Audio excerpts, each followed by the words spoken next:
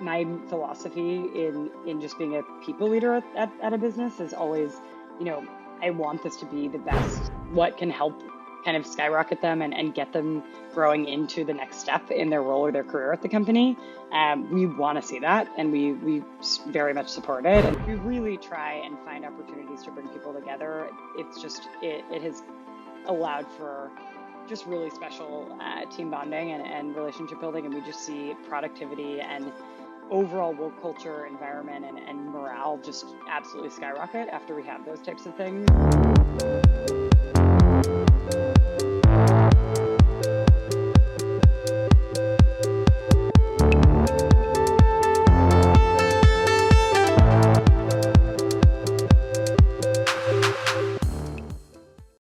We are here with Julia Kimmel, Vice President of Recruiting and People Operations at Rocketreach. Rocketreach is one of the largest contact information databases with real-time verified data for over 700 million professionals across 35 million companies worldwide. Julia has worked in recruitment and talent for a variety of different companies, and I am looking forward to having her perspective on today. Julia, thanks so much for being with us. Absolutely. Thank you for having me.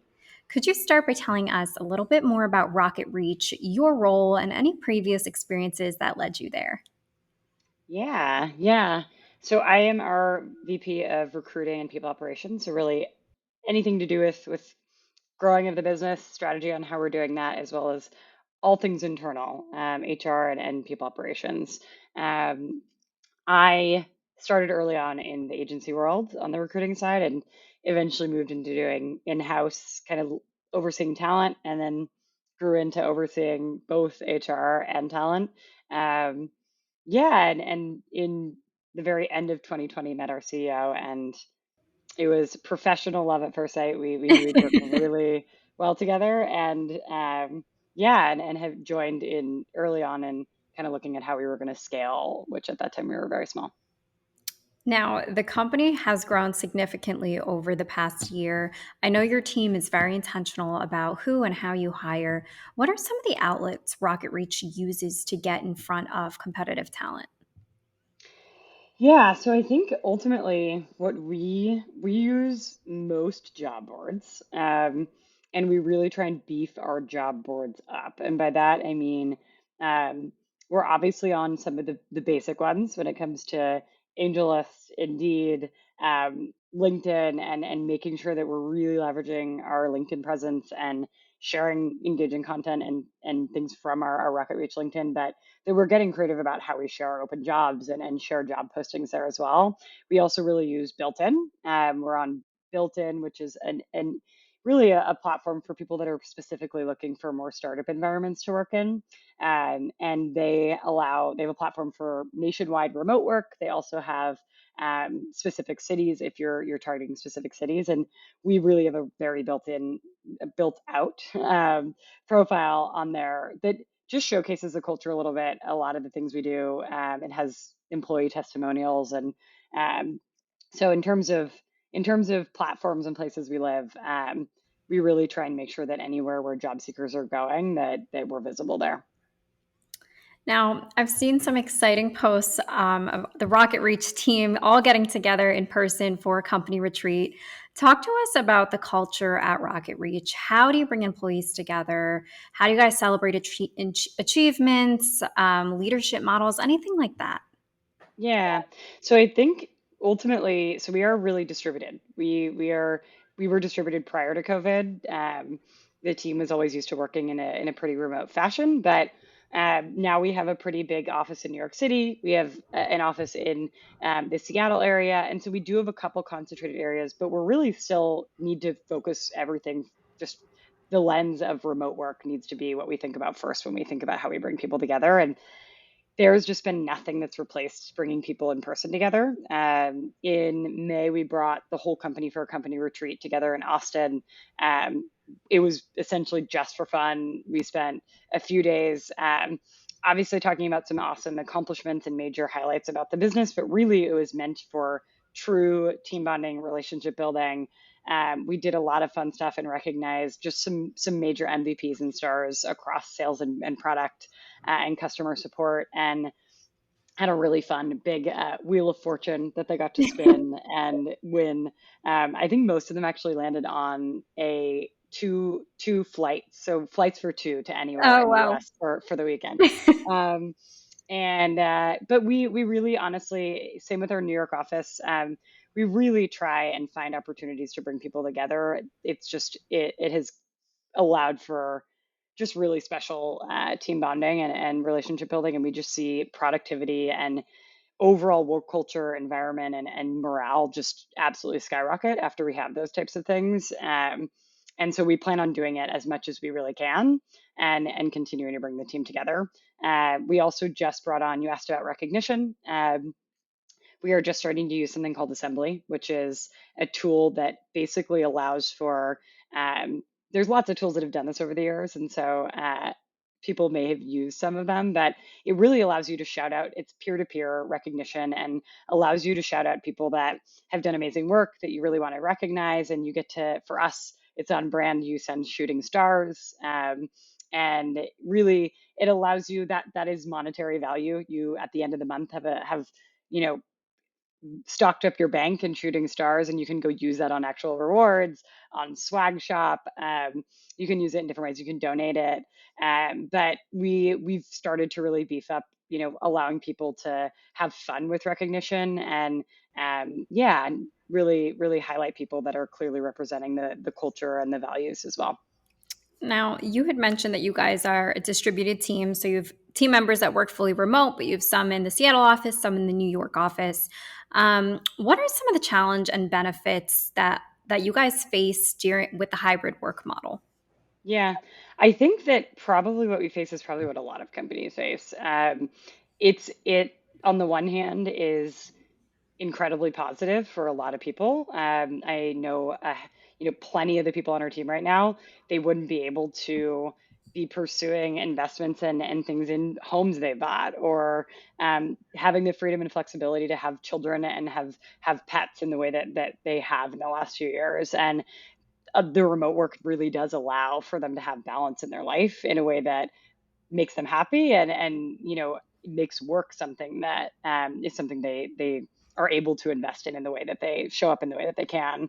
And so there's really a lot of positives to it, but I think the negatives are obviously that finding ways to create engagement, really promote relationship building, keeping people connected is incredibly hard in a mostly remote work environment. And I think we've done a really good job of looking at how we want to bring people together for certain things we want to celebrate. We have something here called Culture Club. It's a group of people that are at the business that really are cross functional. They are coming from all different areas of the business, all different ages, all different tenures, and they really get to weigh in on what they want to see celebrated throughout the year, what they want to see in terms of how we run events and what we do together. And so we really like to source from our team itself to get ideas about what people actually really want to see us invest in. And that's really allowed for us to be a little bit more tailored about how we do run virtual events. And yeah, and what we decide to celebrate here. Yeah, we're a pretty diverse group as well. And so we love that. It's a huge part of the culture. And so it's really important that we also bring everyone in to share what they want to see celebrated. Now, you and I got to chat a little bit about Rocket Reach's approach to career development and personal development and how Rocket Reach really seeks to foster a culture of promotion. Could you go into this a little bit more for us? What is your approach to growth mapping and progression for employees? Yeah, so it's interesting. It's something that we're just really making a material kind of material progression on. We were very small, so we started last year at 15 people, and we'll probably end this year at around 110. So Wow. there's at that time when you're really really small, there's so much else. There's so much other stuff that's going into just getting plumbing and infrastructure in place to scale and really go. And now we're at this place where we have 75 people. We have an incredible culture of promotion. The rate at, yeah, if you looked at, I should pull it because it's worth. bragging about, but it's like we have an incredibly high rate of promotion, and how we've seen people already grow within the last year and a half. And I think right now we're putting in place more kind of formal leveling and actual kind of career pathing so that people have a very good sense of really where they can go from the roles they're in now. And there's absolutely nothing that gets in the way of those people growing. I've never totally understood why there is a push and pull with kind of employers and their team members, as to kind of what can help kind of skyrocket them and get them growing into the next step in their role or their career at the company. We want to see that, and we very much support it. And so, yeah, we're excited to roll it out. I think this upcoming quarter we're going to officially get to kind of share with everyone what each kind of what that stairway looks like, for them to grow. That's so exciting, and congratulations on all the growth in the last couple of years. Now, what are some of the perks and benefits that the company offers now? Yeah, I mean, we're small, and I think at our size in the tech world, there's some things you see, there's some things you don't see. Mhm. When last year, we asked the whole team what they really wanted to see. We didn't want to just kind of put things out that we thought they might want. We wanted to really invest in things they wanted, and we got a few things in feedback in return. And so we have a wellness benefit. So every quarter, there's a reimbursable amount towards wellness, and this falls into gym reimbursements. It falls into workout classes, virtual fitness. I've had people use this on getting a massage at the spa. I've had people use this on like different kind of mindfulness apps.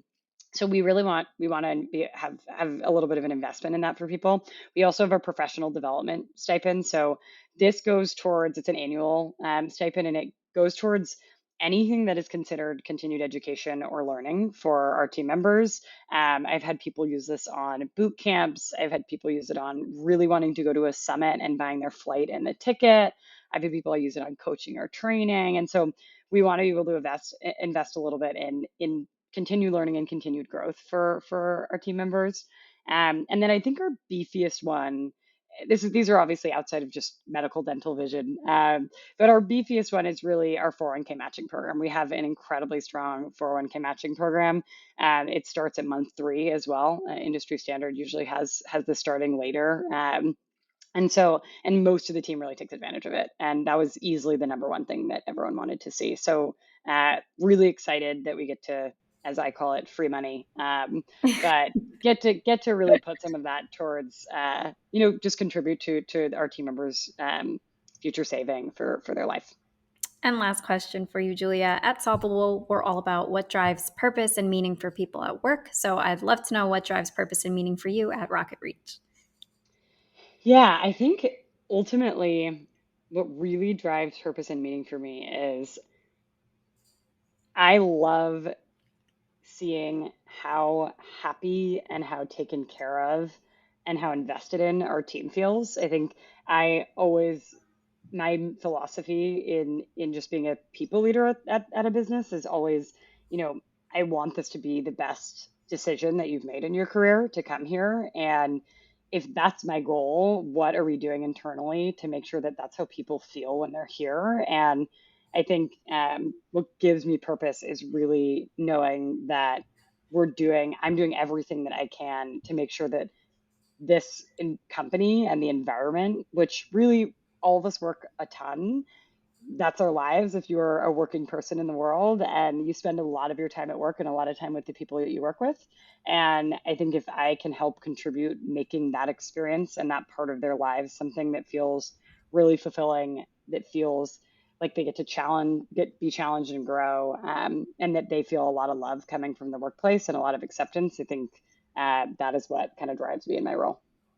Julia, thanks so much for being on with us today. And thank you all for listening to Architects of Contemporary Hiring. Thank you for having me, Lisa. Yeah, I enjoyed it.